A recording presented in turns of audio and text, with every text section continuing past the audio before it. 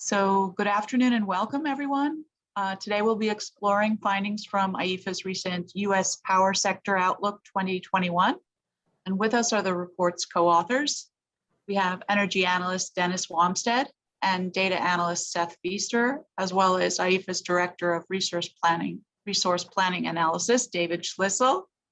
This session will last around 30 minutes and be followed by a Q&A session. It is being recorded and we will share the link with everyone registered, as I've just mentioned. And if you have any urgent questions during the presentation, please use the raise your hand icon at the bottom of your screen. And other questions can be typed into the chat window for the Q&A session. Okay, so I think we should begin. Dennis, why don't you take it away? All righty, thank you, Vivian. Good afternoon, everyone, or good morning if you're out on the West Coast, I suppose. I am Dennis Wamstead, and I've been doing this analysis for IEEFA for the past couple of years. And if you have been joining us for previous webinars, you will notice there's a little bit of a difference in this year's outlook. In the past, we have focused much more heavily on coal in general and wrapped in other segments of the U.S. electricity generation sector. This year, we decided to transition away from that because of the quick transition in the sector itself. And so we are focusing on the power sector in general with a heavy dose of rushing toward renewables. Jamie, can we get the next slide, please? Throughout our report and in today's conversation, we'll be focusing on four areas. I had wanted to call it a four-pronged transition, but I think accelerating is a much better term here. The focus at the start of our presentation is going to be on wind and solar, which again is a little bit of a transition from the past when we have lumped in renewables together. This year, we've taken out hydro, which counts, and we've taken out other smaller sources of renewable power like geothermal, and we're just focusing on the really rapid acceleration in wind and solar capacity and generation in the United States. That increase is driving the decline in coal generation around the US. There has been a huge drop-off in the past 3-4 years.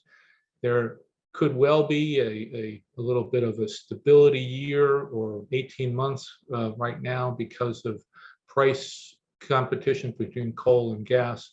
But we have no doubts in our long-term forecast that coal is headed downward, and we believe that is going to pick up in speed in the coming year or coming in 2022. A lot of that, of course, will be driven by decisions and policies that are coming out of the Biden administration here in Washington, where I sit. We also believe the third part of this transition is that the rise in gas generation that was a big factor, big development in the 2010s has largely ended. We see a plateau in gas-fired generation, part of that being driven by the rush to wind and solar, and part of that being driven by the fact that there is an increasing emphasis on the environmental impacts of gas, making it not so much of an alternative to coal. And now there are alternatives that can be used to transition away from fossil fuels in general. And the fourth big issue that we've identified in the outlook this year is battery storage. 4 years ago, as we pointed out, it really was a niche product that hardly had any installations around the country. Last year was definitely a breakout year for battery storage, with it passing the 1 gigawatt marker for installed capacity. But it's just a harbinger of things to come. In the next 4 years, there's probably going to be 20,000 megawatts of new battery storage installed at utility installations around the country.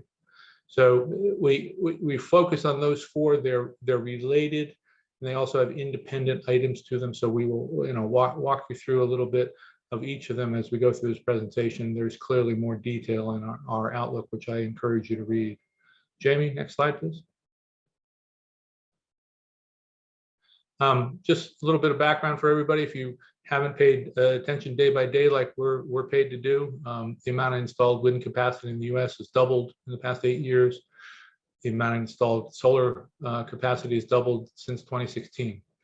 A notable marker occurred last year when just wind and solar passed the 10% mark for electricity generation in the United States. As notable as these milestones are, there's going to be a significant acceleration in both the installation of new capacity and the amount of generation coming from wind and solar in the next 2 to 3 years. Current estimates show that utility solar capacity will double by 2023, and wind capacity will grow by at least 35,000 megawatts. Those will come onto the market, and as we'll see shortly here, have an immediate impact. Jamie, next slide, please. We did a little calculation in our presentation this year, looking at where things are in 2020, which you can see in the chart here on the right. The precipitous decline of coal pushed it down below 20% in the US electricity market this year, and down below nuclear power. Wind and solar is still climbing, but what we've tried to indicate on this slide is how quickly it's going to catch up. With that amount of new capacity that we mentioned coming online in the next couple of years, it's entirely possible that by the end of 2022, wind and solar by itself will have caught up to coal. We do not actually issue a forecast for coal generation or gas generation in our outlook. They are now competing between themselves for market share. So gas can go up, which would push coal down, and vice versa. But inexorably, wind and solar will be brought into the market, and their generation will come into the grids around the country. They're pushing out fossil fuels, whether it's pushing out gas this year or pushing out coal this year, or vice versa next year, is not part of the forecast. But the wind and solar will be accounting for the growth going forward in the US electricity market. Jamie, next slide, please.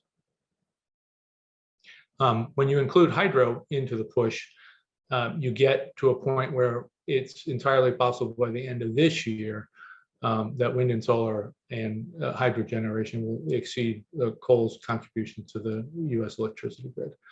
But certainly by 2022. The transition is one. If you look back on this graphic, you can see that in 2015, you would have been hard pressed to make this kind of projection or forecast. And now it just seems like now it is just a matter of time. And it's important for us to add that we knew, obviously, the Biden administration was coming into town, and we knew they had a much different outlook on renewables and the importance of climate change. But these forecasts were put in place before the major points of the Biden administration's focus became clear. If they pursue a 2035 carbon neutral electricity grid with any success, obviously that will change a lot of these forecasts in favor of wind and solar significantly in the years ahead. Jamie, next slide, please. So these next two slides were dreamed up by our data guy, Seth Feaster, who makes everything actually much more understandable for visual folks out there. And we're going to go through them quickly, but I urge you to go back and look at them a little more in depth. There are two charts. Jamie, flip real quick to the next slide and then go back. So both these charts are indicative of the same percentages. The colors are the same on both charts. So you have orange or reddish, that's more than 20%. Well, let's start at the other side. So the purple is less than 5%, blue 5 to 10%, and on the way up. And what you see here is the market share for wind and solar. 2 years ago, you can see that there was an awful lot of blue, which meant obviously not much contribution to the electricity grid. But if you look down at the bottom of the slide, especially toward March, the end of February and March, you can see that wind and solar during that period of time significantly increased its generation. So you see a lot of yellow and a lot of orange. So you're getting to 15 to more than 20% of the electricity grid. So now if we flip to the next slide, we look at the same chart, if you will, from the perspective of coal. And you can see, obviously, in 2019, there was an awful lot of orange and red, 20 to 30% of the market. Last year, as we said, and as many of you probably know, coal's market share for the year fell below 20%, just barely at like 19 and change percent. But you can see a significant amount more of that yellowish color where you're, again, we expect this to continue into this year, where you have much more of the yellow, and soon in April and May, we're going to start seeing that green color again. And maybe even for coal, we'll get down to some lesser shares like 10%. But these are very easy graphical ways to understand the transition that's underway in the US electricity sector. Jamie, let's have the next slide. Another way of looking at the transition in the electricity sector is to look at individual markets. We cover them pretty closely, in a national, we lump them all together, obviously, but you break them out and you see some very, very interesting things. Last year in ERCOT, which covers most of Texas, wind and solar topped the 25% level of the market there. And for those of you who have subscribed to our newsletter, you'll know that we put out a little blog post or commentary post yesterday noting that wind and solar had topped 40% of the Texas market in the month of March. The growth in Texas has been phenomenal. But even more interesting, perhaps, is the growth in the Southwest Power Pool, which is a transmission operation system that runs from the Canadian border down to the northern part of Texas. So it includes all the plain states, or most of the plain states, the North Dakota, South Dakota, and down south to Texas. Last year, for the first time ever since the market was established there, coal was not the #1 source of generation. That spot was taken by wind. It was close, but obviously the transition is close. This year, it's likely that it'll be close again, not necessarily because wind has gone down. Wind has gone up a lot this year, but coal has gone up as well because of a price competition with gas. So at the moment, it's a little hard to forecast for sure if wind will still be the #1 source this year. But given all the solar and wind that's in the queue for development in the Southwest Power Pool and elsewhere in the US, wind will certainly become the #1 source going forward. Jamie, next slide, please. Oh, I guess I covered this one in my last in talking about the last slide, but it bears reinforcing that, or this little segue here, I guess, the electricity demand growth in the US has been essentially flat for the past decade. There has been a significant run up in energy efficiency measures, and there has been obviously an increase in rooftop solar around the country. But that flat demand curve, if you will, essentially means that when new wind and solar comes into the market anywhere, it pushes something else out. And at IEEFA, we are pretty convinced that that demand will remain flat going forward. There has been a decoupling between economic growth and electricity growth, so our economy can still grow at a significant rate without increases in electricity demand. So we use that flat line, if you will, of electricity demand in a lot of our forecasts going forward, showing that when new renewables come into the market, they're pushing out coal or they're pushing out gas. Jamie, next slide.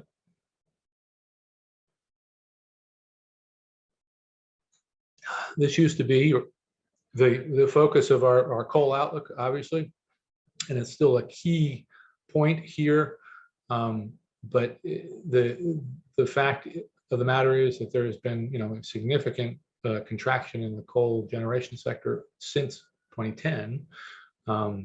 That's a lot of megawatts that have been retired on the left side of the chart there. And interesting to us is the fact of the not uniform, but the amount of capacity for the past 6 years has been over 10,000 megawatts.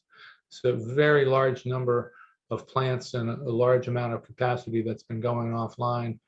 And we expect that obviously to continue. Currently, and this goes back to one of my previous statements, currently there are 70,000 megawatts at 174 units in the US that are scheduled to retire by 2030. It's a lot of coal. There will still be plenty of coal in the market at 2030 under this forecast. But if you recall my little caveat about what the Biden administration may or may not push forward here, we believe that this is certainly the lowest amount of capacity that will be retired. And it is another point, actually, on the next slide, Jamie, is that a lot of what we see currently in the coal industry is that a company will announce a retirement date and it will be 2035, 2032, you can pick a number. But 2 or 3 years later, that number will significantly shorten. And we think it's very important that you look at the amount of capacity that is in this box here, 70.8 gigawatts of retirement announcements for 21 to 2030. But last year, that number was only 36.8. And what has been happening is that numbers in the 2031 to 2040 box have been moving forward or closer to the current time. And so we expect that to continue. Yesterday, 2 days ago, maybe, there was an announcement from Vistra Energy, which is a independent power producer doing a lot of business in Texas and in the PJM service territory. And they had previously announced plans to close a 1,000 megawatt coal plant in Illinois called Joppa in 2025. And yesterday or the day before, they announced plans to now close it in 2022. And those kinds of announcements have become very, very common, and we expect them to continue as the next 2, 3, 4 years play out. And then obviously with the addition of, if the Biden administration continues where it says it's going, we expect a lot of the plants there that have no currently announced closure date to get a currently announced closure date. We do not think that there will be coal operating in the United States in 2050. Next slide, Jamie, please. The third portion of our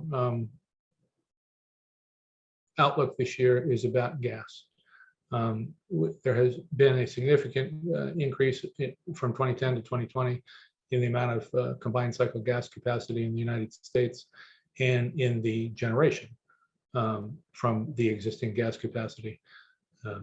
Obviously, this is due to the fracking revolution, which significantly lowered the cost and increased the supply of gas, and utilities turned to it because it was cheaper and, at least at the point of combustion, very much cleaner than coal. But we see that ending. And we think that this chart from the ERCOT folks in Texas does a good job of explaining or illustrating this plateau, if you will, in gas generation.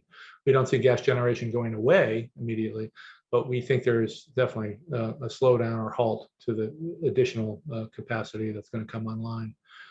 We think it's interesting to note that in ERCOT, essentially the last addition of gas capacity occurred, or combined cycle capacity occurred, in 2017, which was the same year that the amount of installed wind capacity in ERCOT passed 20,000 megawatts. The amount of installed wind capacity in ERCOT is now about to top 30,000 megawatts. And there hasn't been a movement in the combined cycle since. So we see that this is a marker that we see will be repeated around the country And I believe on the next slide, Jamie, we have another rendition of this. These are the generation queues from two of the big transmission systems in the country, the Southwest Power Pool that I talked about before, and the Pennsylvania, New Jersey, Maryland system, which covers 13 states in the east and is the biggest transmission system in the country. But what's important, there's two things important about this particular graphic here. One is the indication of how much renewable capacity is in their development queue. Now, we're not saying that it will all be developed, but this is what the market wants to bring online. It wants to bring solar online, it wants to bring wind online. The other key point here is that nobody is proposing to build new gas. You can see it's a sliver in PJM of just 1%, and it's 4 or 5% in the, oh, I'm sorry, that's the MISO service territory, I'm sorry. But in the MISO service territory. So you have an indication there both of the rise of renewables and the continued likelihood of that coming into the market going forward, and the shrinkage or the plateauing of gas generation in the US. Next slide, Jane, please. Then this top part of this slide just focuses on the same point I was bringing up before about with flat demand growth. When new generation comes into the market, that new generation being renewables, it will push off existing fossil generation.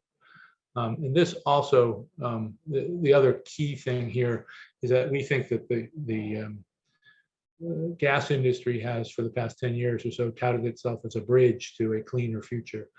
And we are of the opinion that that bridge has now been closed. Utilities that are looking to transition to a fossil fuel future, free future, can do that now without turning to gas. We have done a bunch of analysis on the planning process for Duke Energy in North Carolina, and they also are a sort of a good poster child for this transition to 2050 when you have zero carbon emissions. They are proposing in their current demand expansion analysis to build new gas plants in 2030 with obviously a 20-year time horizon for when those gas plants would have to be retired. We don't believe that's economic for customers. We don't think it's good for the environment, and we don't think it's going to happen. But this issue about 2050 and net zero, that's now the outlier date, which we think could well, be shortened again in the next few years with the push from the Biden administration, where net zero in 2050 isn't really the issue, but net zero in 2045 or 2040, or conversely, 80% reductions by 2030. We believe it's much more important to get early term reductions rather than rely on a deadline 30 years from now. Next slide, please, Jim. The fourth part of our analysis this year focuses strongly on battery storage, which we believe is sort of the key here to firming up intermittent renewable, both wind and solar, giving utilities the confidence that they'll have the power when they need it. Battery storage was a very, very small player, as I said, in the market 4 or 5 years ago. It is growing by leaps and bounds now. And it's been endorsed, if you will, by the market. And one of those big market players is Florida-based NextEra Energy, which has built a significant amount of wind and solar, and now also storage around the country. They have consistently touted the economics of battery storage and about how it is now a competitive resource where you can go build as the chart here says, they say, a near-firm wind or near-firm solar facility and compete head-to-head with existing coal and new gas. And they're going out and building those wind and solar and battery storage facilities. Next slide, please, Jim. This will give you an indication of the amount of capacity that is coming to the battery storage market. 2020, as I mentioned, was the first year that the sector passed the 1 gigawatt level. But by 2025, the folks at Wood Mackenzie are saying that almost 8,000 megawatts of storage will be installed, and about 3/4 of that is utility scale. The total over that 5-year period of time is going to amount to over 20,000 megawatts. It's going to change the system, allowing you to over install solar. So if it's not needed at 2 o'clock in the afternoon, you can put it into a battery and you can use it from 6 p.m. to 10 p.m. at night. And it's going to significantly increase the economic threats facing both gas and coal across the United States. Jamie, next slide, please. Not in the interest of time, I'm not going to go into these examples in detail, which are included in our analysis, but battery storage is being used in some very, very interesting applications across the country. For the first time this year, battery storage by itself was actually picked as a capacity resource in the system in New England called ISO New England. And there's a great deal more detail in our outlook about that. But basically, that means that they outbid a fossil generating resource to get into the market in New England. There's 2 sets of batteries that are involved in that bid, and they're supposed to be online in 2023. They are hoping, but not predicated on this, but they're hoping that they have sited them in the right places and that they can benefit from the offshore transmission system or the offshore wind generation that's coming to New England. But in any case, they've made the market for the first time in New England, which is a very interesting development. Thing that we also write extensively about in the analysis here is about Florida Power and Light's effort in Florida to replace a large, old gas-fired facility that doesn't operate extensively. Has a capacity factor of about 15%, which means it's only generating 15% of the power that it's capable of generating, which makes it a perfect, basically one-for-one replacement for battery storage. And that's what Florida Power and Light is doing. They're building a big battery storage unit next to a solar facility on their property down in Manatee County in Florida. They have started construction this year, and it's supposed to be done and online by the end of this year. We also cite a couple of small utilities that see a great deal of benefit in battery storage for reducing their reliance on transmission during peak times in different ISOs or transmission systems. Every utility is charged a fee for using the transmission system, and those fees go up significantly during peak times. Battery storage is allowing these smaller utilities. It would allow larger utilities to do the same thing, but we put in these examples of small utilities because the battery storage runs the gamut here. The small utilities benefit, the large utilities benefit. It's an economic proposition no matter how you look at it. But these 2 examples in our outlook this year look at cost savings from cutting transmission access during peak demand.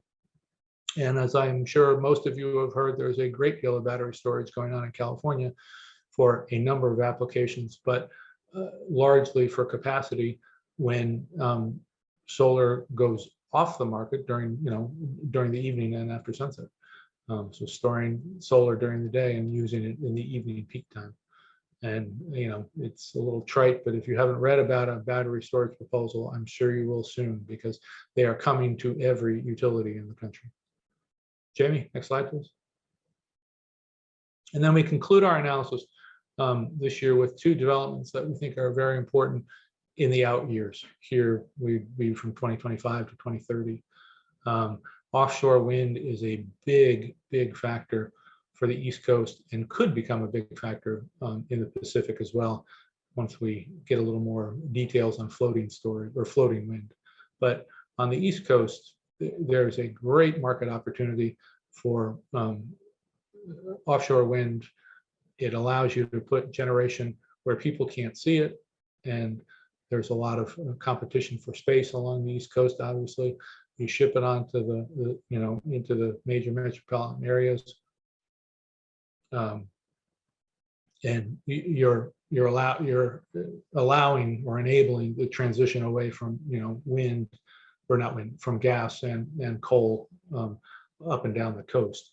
The other good thing about offshore wind, especially in the east, is that it blows the hardest in the afternoons toward the evening peak times. But there obviously had been a lot of development in this area anyway, with the East Coast states pushing for a significant rollout by 2035. But the Biden administration recently announced a plan to up the amount of capacity built and shorten the time frame. We think you will see plants up and operating by 2025 or 2026. Significant amount of new offshore capacity.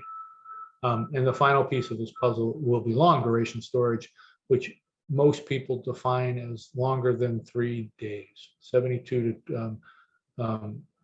hours or longer, which gets rid of the doldrums factor. You know, when wind doesn't blow for a day or two, or when there's really, you know, a storm with very little solar output.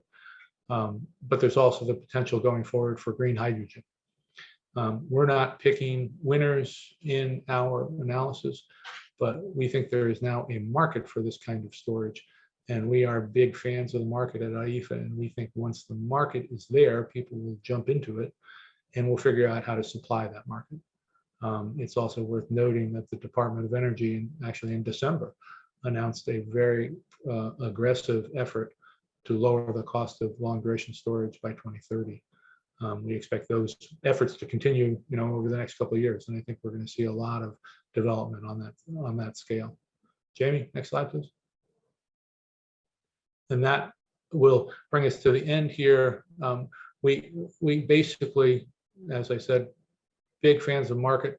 We think that the market is driving the development of wind and solar and battery storage. They're cleaner. They're what people want. They're cheaper than fossil resources. And now we have the additional push of the Biden administration. We think these two factors pulled together are going to result in a significant acceleration of the transition away from fossil fuels over the next 2-3 years. And with that, I'll wrap it up and we'll move on to questions. Yeah, let's leave that slide on, Jamie, unless we have to flip back to somebody else's question. We'll go to that. But so are there questions for us, Vivian? I can't see my chat at the moment. But. Yes, there are a couple of questions. The first is from Dominique Dupont. She asks, what will be the impact of a large share of renewables generation on the power network stability? Well, we think it's a transition that can be managed. And I think the example in Texas in March is an example of this transition. The Texas market is very, very large, and it ran on 42% renewables in March. There were no problems with network stability. There was no problems with, you know, supplying everybody who wanted power when they wanted it and how they wanted it. If you look at California, California is transitioning quicker than most of the other states in the US, and they have had issues. Yes, there are definitely transition issues out there right now, or to plan for, but they're not insurmountable. Right now, during the springtime, it's not uncommon for California to have renewable generation supplying 70 to 80% of the market. And so you have to plan for that sharp rise in the morning in solar output, and you have to plan for the decline in solar output in the afternoon. But that's a planning function. That's not an insurmountable hurdle to the transition. I hope that helps answer that question a little bit. Great. Dominic, do you have a follow-up to that, or is that okay? I don't know. Jamie, can you unmute Dominic?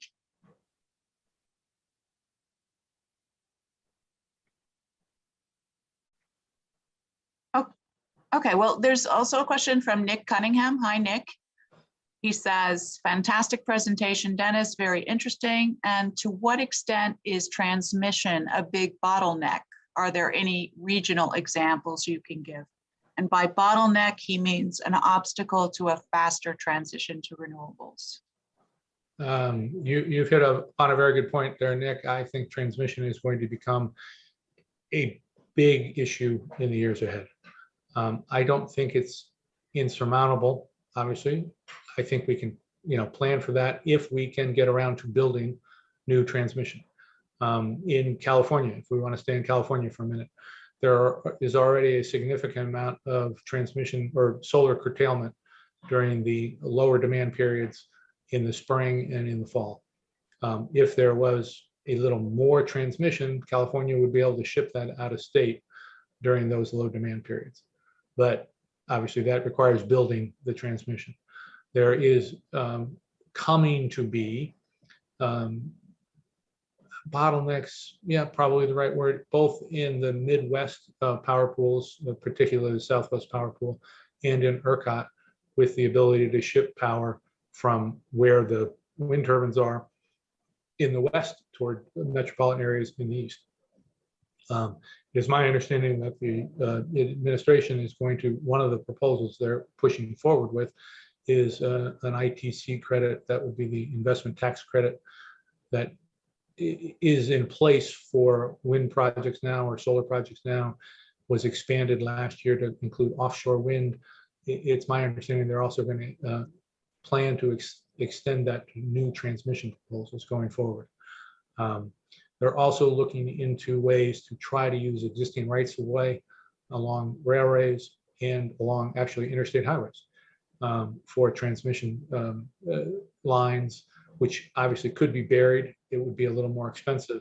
But if you are pushing for a transition and transition quickly away from fossil fuels, yes, you will have to build new transmission lines in our view. Great. There was, Nick, did you have any follow-up to that? You can type it in the chat window. I've also allowed Nick and Dominique the ability to talk should they choose to. Yes, and Dominique, you had a question about coal that I should have asked Dennis earlier. Sorry about that. Nick, sorry, any follow-up to the bottleneck question? He says no, that's brilliant, thanks. Okay, so Dominique's question. Oh, sorry, Seth, go ahead. Seth, yeah, I just want to point out that one of the reasons that Texas has boomed so much in wind is during the administration of Rick Perry, when he was governor, there were a series of rather big transmission line projects that allowed all that power in West Texas coming from wind to be moved east to the metropolitan areas like Dennis was talking about. But that happened in Texas a number of years ago. And that is one of the stages that was set to allow this huge expansion of wind generation in Texas. So if that were to happen in some other areas, clearly I think that would really speed up more renewables coming online and powering metro areas further east. Right. Actually, Vivian, can I jump in here too? Absolutely, yeah. That's another reason why we think offshore wind is such a big deal on the East Coast, because you don't have to worry as much about additional transmission construction with offshore wind. You're generating the power offshore, you're running the cable underground to an existing line or an existing substation that may have to be reinforced or expanded, but you're not reinventing the wheel. You're bringing this power into existing places, and you're not fighting the fight of either building a power plant on shore or building a transmission line through what are relatively heavily populated areas up and down the East Coast. So offshore wind, with the ability to perhaps generate 30 gigawatts or have 30 gigawatts of capacity, would generate a huge amount of electricity that would be onshore, and it would, in our view, be pushing off fossil gas or coal. Great. So I'm going to ask Dominique's first question, which was about coal. She asked, is coal-based generation not profitable anymore? Why? Is there a carbon emission market in the US with high prices? There is no carbon emission market in the United States. There are regional attempts at carbon emission prices. There's one in the Northeast called the Renewable it's called RGGI, but now I forget the full name of it, which imposes a cost on carbon emissions. And California has carbon related charges. But coal is just not profitable because it's not profitable. It's too expensive. The ongoing costs related to coal have dribbed in and just climbed and climbed and climbed. When you finally make the coal generators cut their mercury emissions and clean up their ash emissions and clean up their ash ponds, you end up with a resource that cannot produce power at the prices that wind, solar, and to an extent gas can do. So it's just losing on sheer economics. Does that answer your question, Dominique? There's one other piece that I want to add in here, and that is the interplay between renewable generation and gas. So gas generation is pretty flexible. You can power it up and you can power it down in response to changes in, for instance, solar generation very quickly. And coal cannot do that. And so when it comes to the flexibility in the generation system, coal is losing out on that battle too. And the kinds of cycling that utilities have to do with their coal plants ages them more quickly and is also very expensive. It puts a lot of wear and tear on the plants. So coal is losing out, not just because it's expensive overall, but because it's not responsive in the way that the grid system with a lot of renewables really needs it to be, and gas has stepped in and done that work. Okay, great. So there's a question from Susan McCusker. She says, I understand that finding NOx offsets, I don't know what that is. Sorry, Susan, that's my ignorance. Maybe Dennis and Seth understand that. Yeah. Can also be an issue to expanding offshore wind for Northeast states. Is this addressed in the Biden administration's proposal? I do not know if it's addressed specifically in the Biden administration's proposal. I'm sorry about that. I do know that NOx emissions are a big issue in metropolitan areas for gas peaker plants.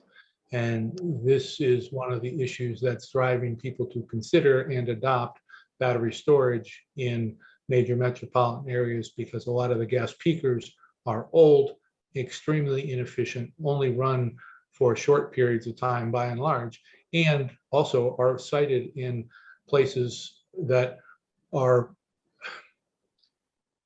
will likely be justified or will likely benefit from the Biden administration's approach to environmental justice concerns. A lot of these peakers are throwing out lots of emissions in places with low-income residents, and that issue has been ignored to date, and we don't think it's going to be ignored going forward.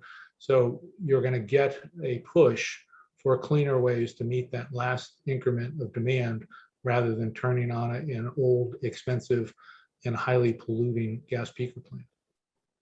Does that get to your question, I hope? Okay, we have another question this one is from Paula Hemmer. She asked, is there any future for coal via fuel switching? Is this also an expense that utilities will not be able to recover? Well, we don't think there's a large future for coal for fuel or via, obviously, a future for coal via fuel switching would imply that you're switching from coal to gas. So coal loses in that switch. Nobody is going to switch from gas to coal. That's just not going to happen.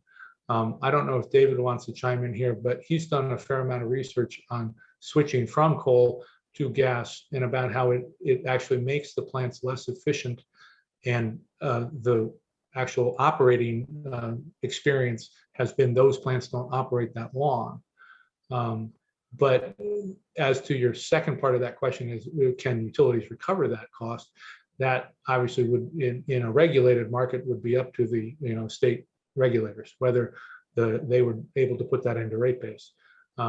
If they're in a market where they have to bid into a market like in PJM, they can recover that cost, if you will, if they still are able to get into the market. But we're not big fans of switching from coal to gas in general. But I don't, David, do you have anything you want to add to that or not?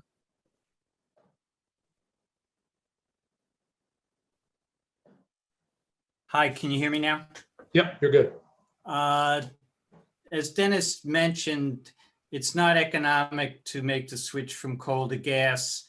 A lot of the coal to gas conversions happened in 2015 and 16 in order to meet EPA's changes in EPA standards. Now the plants that switched are operating like the coal plants that were switched, which were baseload plants, are now operating like gas peakers. High cost, inefficient burning of fuel, don't save that much CO2 and CO2 emissions. It's a bad idea. It's a gimmick now for extending the life of coal plants. Better to go to renewables. Lower cost, fewer CO2 emissions. Great. So there's one more question from Dominique. Are there or will there be some capacity markets to keep some coal or gas generation online to balance the system when needed? In the short term, certainly yes. In the long term, I couldn't say. You know, we only have to look. You can look up in ISO New England, where there's a coal-fired power plant in New Hampshire that might operate twice a year, 3 times, 4 times. I mean, I could, you know, we could all look it up, but and it's on the system because it has passed or made it into the capacity market in New England to be available for 3 or 4 times, maybe in the winter when demand is very, very high. That's the design of the system there. And it actually, I mean, it has worked in New England over the past few years. It's a little, I don't think it'll last forever, obviously, but I mean, it is definitely how the system is designed now. And the same thing is true in PJM, which is the biggest market with a capacity, or biggest capacity market in the United States. The way the system is designed is to have a certain amount of capacity that's available 24 hours a day, 365 days a year. So there, you're paying, if you're in the PJM market, you're paying for insurance to make sure that nothing ever goes wrong. There are lots of people who would argue that you're very much overpaying for that insurance in PJM, and that the design of the market should be changed. But in the short term, I think that the market will continue as is, and we would argue that it's keeping a number of older plants, both gas and coal, in operation when they're not needed, because PJM has a very high reserve margin. But until there's, you know, changes in those markets, those plants will continue to operate or continue to be operational, whether they actually produce power or not, because they're getting paid to be available. They're not getting paid necessarily to generate power. If that answers your question, and I don't know if either Seth or David want to have anything to add to that, but. No, it's fine. So we have a couple of minutes left. So I don't know if anybody has some final thoughts they want to add, David or Seth. Yeah, I got a couple of points I wanted to mention. In addition to Dennis's excellent overview, on the chart, the new charts that Seth came up with, what were they, slide 7 or 8, where the color changed depending on how much. Keep going. There we go. The next one to 7, please. 5 years ago, the chart, if this were 2015, the top chart would be heavily black. And 10 years ago, it would be almost completely black. And you'd really see the transition in the fuel mix.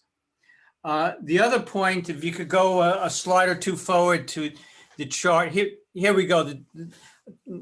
The chart on Southwest Power Pool. The reason that wind and coal look like they generate the same amount of time is a lot of the coal plants in Southwest Power Pool, as well as MISO and other regions of the country, are designated as must-run units. Their owners say that the coal units have to run whether or not there are less expensive alternatives. So it's not that the cost of wind is competitive, of coal is competitive to wind in the Southwest Power Pool. It's not. The coal plants we've looked at are much more expensive to run. Just their owners say, well, we don't care about the cost, run it. New wind in the Southwest Power Pool is $11, $15, $20 a megawatt hour. Coal's much more expensive than that. But I just wanted to pass those along. Yeah, that's a very good point, David, about that chart that Seth came up with. The reason, we start then is because that's when EIA first made its daily generation numbers available. So we probably could go back further and come up with that information, but it would be a lot more labor intensive. So that's why we started in 2019. But There is one more question from Paula Hemmer. She asks, do you have any comment on the economics of new large single cycle CTs, 250 to 450 megawatts? North Carolina is building these. Well, if it's a combustion turbine, it's going to have a high heat rate, which means it doesn't burn fuel efficiently. So it's going to have high cost and high CO2 emissions. I mean, I don't know what else you need to say in response to that, other than that. I mean, I'm look at the economics. I'm sure renewables would be very cost competitive with that. The folks at Duke are building one, I believe, that is 455 megawatts and is due to come online in 2024, maybe. It doesn't take that long to build them. So they announced it last year or the year before. So it's an interesting, the process they're going through is very interesting. But yes, they definitely have plans for one. I'm not aware of any others in North Carolina, but you would hope that would be Duke's last combustion turbine. It's a very large one, but you would certainly hope it would be their last. But David's right about the economics. They don't pencil out unless you can put those costs on your ratepayers.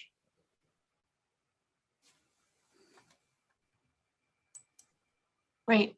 Seth, any last comments from you? None that I can think of at the moment. Dennis, thank you very much for that great overview. I think the most striking thing that comes across is he and I have both been following this for a few years, and it's the acceleration that this is really picking up. I've often thought of this transition as a series of technology disruptions, and technology disruptions have a way of accelerating in an S-curve. Seems to take a long time to get up to some amount of significance, but once it does, it really starts to build on this. And I think it will be very surprising to a lot of people to see how quickly wind and especially solar is going to grow in the next couple of years, and how much coal is going to decline. I think we're really at an inflection point in the next couple of years here, where coal is going to disappear much faster than people expect, and solar and wind are really going to accelerate faster than people expect. And this is going to mean some pretty significant changes in the overall grid system. Great. And Paula adds here, we will also have the last coal plant left online, which is Cliffside Unit 6. Well, and so I guess we can conclude with my thoughts on that. Right now, yes, it's the last one that's certainly in North Carolina, but a utility out in the west called Excel owns Public Service of Colorado, and they just shortened their proposed retirement date for one of their plants from 2070 to 2040. And that gets to our point in general in S curve here, is that these things are speeding up, and we would very much doubt that Cliffside will be online as long as it's currently expected to be online. Those retirement dates are coming closer and closer to the present as opposed to moving the other direction. So I hope you all will take a minute and download the report and look at it in a little more detail. And if anybody has questions, all of our contact information is on the analysis, and we'd be happy to get back in touch with you. Wonderful. Jamie, can you put on the last slide just so we show the contact information one more time? So I want to thank everybody for participating and for staying tuned. We will make the recording available to everyone who registered for this webinar, and it'll probably be posted on our YouTube channel, which most of our webinars are. And there is a nice segue for the Duke IRPs in North Carolina. Dennis will be giving another webinar next week, same time, 1 o'clock Eastern, on the Duke gas IRP analysis series that he did. I did put a link to that report in the chat window, but as Dennis just said, if you have any questions or if you need any links to other IEEFA reports, please let us know and we'll be happy to send them along to you. So thanks, everybody. Have a great rest of your day. Thank you Bye-bye. all.